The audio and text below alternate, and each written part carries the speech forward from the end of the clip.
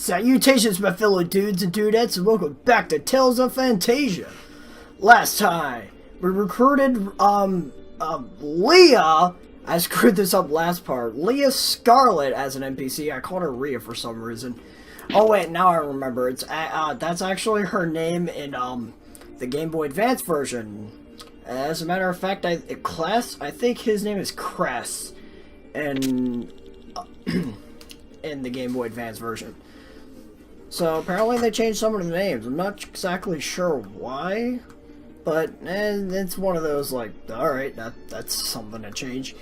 Anyway, today we're going to be doing Demitel's mansion, I guess. This dungeon isn't incredibly long. As a matter of fact, it's one of the shorter dungeons in the entire game. But that doesn't make it easy. It does not. I'll be getting into that in a little bit, actually. Right now, we just got the magic key out of Demitel's like personal little bedroom, I guess, and that will allow us to open the door that's like in this little hallway. If we try to go to it, like it would say like it's locked or something. And for some reason, there's a bathroom in here for whatever reason. It's like, okay, you can't go in, but all right, that's a thing. It's totally a thing we can do now. But anyways, again, this dungeon is not very long at all. There's plenty of chests to find. As you can see right now, I'm using the rune bottles I acquired from the Sylph dungeon on the items we've just acquired. So we now have like 2 red savories and a verbena. I think I use it on something else because, wait, no, it's just these 3. I do have 1 more rune bottle. I just can't use it on anything right now. So just gonna use the these 3 items. Oh wait, no, I did use them all. Never mind. It's like a red lavender, 2 red savories, and a red verbena. I don't exactly know what verbena is. Is that like a plant or color? I should probably look that up. It's not that important in regards to this game. It just increases your stats a little bit, as well as the red savory, which again, I like to use it on mint. Or the other mage we get later on, because we obviously need, since this is an RPG, we obviously need something that can do some sort of damage with magic. Alright, so we got a big tree in here. The enemy encounters, for some reason, are some in this yard, are the harpies from the Long Valley dungeon. So, nothing new in particular. In fact, there's only 1 new enemy encounter in this dungeon. Oh, by the way, the tree's moving. Oh, shit! There's only 1 new enemy encounter. I'll go over that later. Anyway, we got a mini-boss, essentially. And this mini-boss is horrible. I hate this one. Alright, the biggest thing, and this is actually apparent for the main boss of this dungeon as well. These are called oak roots.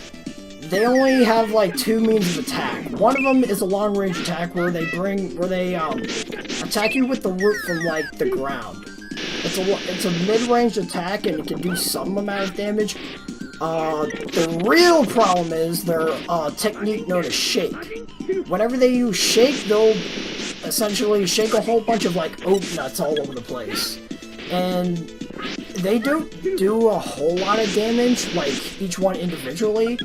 But seeing as how so many projectiles are being thrown at you, this boss is such a chore to deal with. Or mini-boss, anyway. What's good is that they can easily be stun locked, which is great, and you essentially only need to fight 1 at a time, because the other one, as you saw, is just sort of like going back and forth, and after we took out the first one, that's when he began to retaliate. And as I'm showing off here, again, it's pretty easy to stun lock him, except for there. So that is your main advice for this. Just keep attacking him. Do not hold back. And I just died there. Ugh, this boss really sucks. Or mini boss, and it gets worse from here, dudes and dudettes, because, as I said, either last part or the part before that, the main difficulty issue with this game are the boss fights, because some of them can really drive you up a wall. And some of the mini-bosses as well, like this one. Again, it's not really very damaging, it's just it's more annoying than dangerous, if that makes any sense. But again, just stun lock them with your dual kick, and after a while they'll both go down fairly easily, I guess. That's assuming you can stun lock them longer than I did anyways. Now the problem with whenever your characters get knocked out, they don't gain any experience. And yeah, that's actually really annoying, because then they tend to fall behind in terms of the levels every now and then, which again is really annoying. Is taking a sip of my drink here. But yeah, oak roots, stun lock them as much as you can to make sure they don't like use their shake technique. It's really fucking annoying. Alright, now that we've done that, I'm actually saving real quick because I don't want to do that again. I managed to get it on my first try on the test playthrough. It took me like 3 or 4 tries. Actually, no, if I remember correctly, there was actually a failed recording of this. I forget exactly what happened, though. Anyway, now that we took out that tree, you can open up that curtain. This light will, the light will shine through the window. What you have to do with these prisms is rotate them so the 2 crystal balls, like, sort of, rotated them. Okay, that's actually not a good phrase. That's not a good way to word this at all. All you have to do is rotate the prism so the light connects from one crystal ball to the other without refracting light in another direction for whatever reason. Anyway, this is the second enemy encounter in this dungeon. Boom. It's just it's just like the skeleton from the mausoleum. That's it. The only difference is that they do more damage. I think they're slower too, or at least not as quick to respond to your attacks. Because if I recall, the skeletons were able to actually be a little bit on the resilient side. They were fast, at the very least. So, I don't exactly know if they're slower, or just the fact that I'm just that strong at this point. Which is not saying much, because, the boss fight. We'll get to that in a bit, because there are actually a few, treasures in here. Also, we've got the, technique Blade Storm, which is a fantastic technique. For those of you that have played Tales of games that come after this one, you would all know it as Sword Rain. In fact, that's what it's called in the Game Boy Advance version. I'm not gonna show it off. I think I should. Yeah, I show it off in the boss fight, but it's gonna be a little bit because there's a lot of chests and I cut out a decent amount of battles. The Blade Storm is just you're stabbing consecutively at your enemy.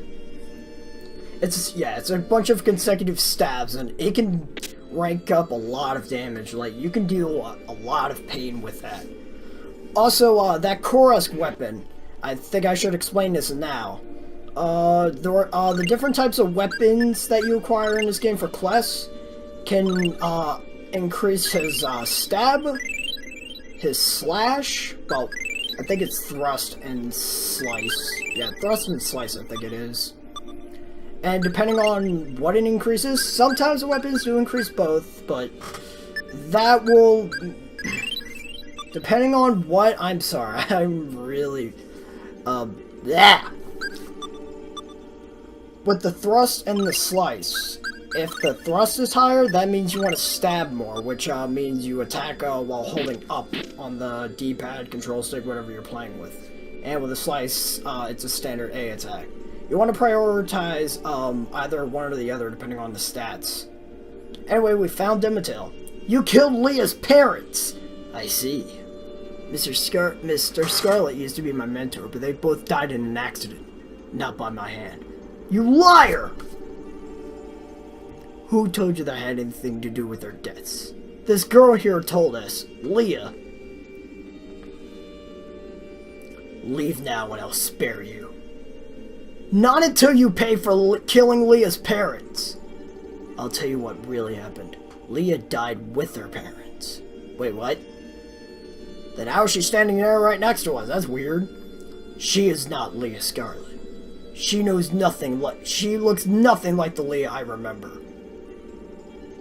Okay, this is getting creepy. Which do we believe? Leah, what's the real truth? There's a fly around me. It's actually annoying. Hand the girl over to me.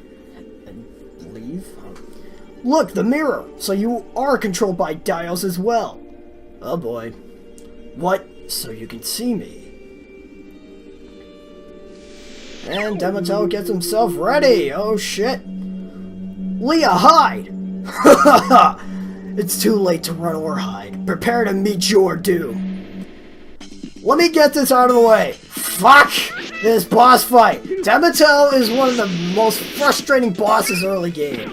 The problem with this boss fight is that if Demitel is able to get the technique that he's actually about to show off right now, this attack, I think it's like death or something, this thing damages you for around 700 points of damage. And that's stupidly high for this early in the game. You have to grind to like level above level 15 to even have a comfortable chance. I didn't, so I was an absolute dumbass about this. Also, I think it's a good idea to grind a little bit, or at least go buy some more items as well. Because in terms of inventory, I was not very well prepared. I sort of went in this recklessly. Now, the idea with this is to take out the golems and the Lilith. Oh, was it Lilites? Yeah, the Lilites as soon as possible. The problem, you don't necessarily have to go after the Lilites immediately. The golems are the main problem because they're in the way of Demitel. Now, Demitel has only essentially two forms of attacks. The one is that damn spell that deals like 700 points of damage, and then there's this other attack where he shoots 3 fireballs in like a spread shot. Sometimes vertically, sometimes horizontally. Yeah, sometimes horizontally, other times from above. This boss is so freaking obnoxious because of how much damage output he's able to deal. And, oh man, I hate this boss fight. There's also that flamethrower he releases from the ground. He doesn't do that very often. Again, your biggest problem is that stupid spell he tries to pull off. So what you want to do is, just like with the oak roots, take out the golems, well, I guess, no. Anyway, take out the golems as soon as you can and go for Demitel. Don't waste any time on the Liliths. At least not too much time. They will attack you with Storm, which is a little annoying, but Demitel is the real threat here, because the second he starts, trying to give Goku energy, I guess that's what he's trying to do, or give himself energy. It's like trying to do a Dragon Ball Z thing, but anyway, when he's in that position, you should not waste any time. You need to interrupt him immediately. Otherwise, you're gonna go and do that stupid fucking attack, and it'll kill you immediately. Well, not kill you, but if you have 700 HP or lower, you're going to die. I barely survived this fight. As a matter of fact, you're gonna see in just a moment. So he uses this damn spell attack, the death, I think that's what it's called. And he nearly kills Clarth. And all I'm doing is, like, I am, like, crawling. I am, like, ugh. I'm just getting pot shots in until I can finally take this bastard out, because, oh, that boss fight is a pain in the ass. Ugh. I mean, at least I got some rune bottles. And that book is actually going to be pretty good, too, so keep that in mind. That book is actually really useful. It transforms into a weapon for Clarth. However, the problem with the weapon that you get for Clarth is the fact that you get another question mark book shortly afterwards, and it's stronger. So essentially, that book, the book you get from him, is very short. Is a very short term weapon. Anyway, Apparently, Leah was protecting someone, or at least someone's body, so Leah's dead. She is dead. She's been dead for a while now. Apparently... Now, we don't know if Demitel actually killed them or not. It's assumed that he actually did, and he was trying to use a cover-up story, but we don't exactly get this true story. We don't exactly get this whole story behind that. Leah just explains that she's been protecting someone, and we need to look after her. Apparently, Leah has a ribbon, and oh shit, she's alive! Well. Huh? Where am I? Where's Leah?